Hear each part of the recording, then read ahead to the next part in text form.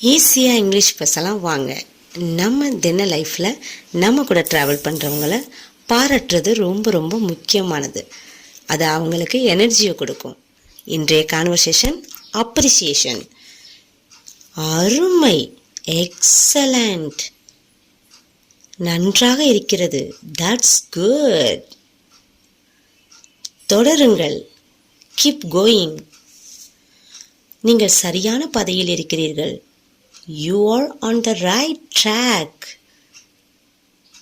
நான் மகிழ்ச்சியாக இருக்கிறேன், ஐ ஆம் ஹாப்பி, அந்த வேலையை நீங்கள் அற்புதமாக செய்தீர்கள், you did a wonderful job on that,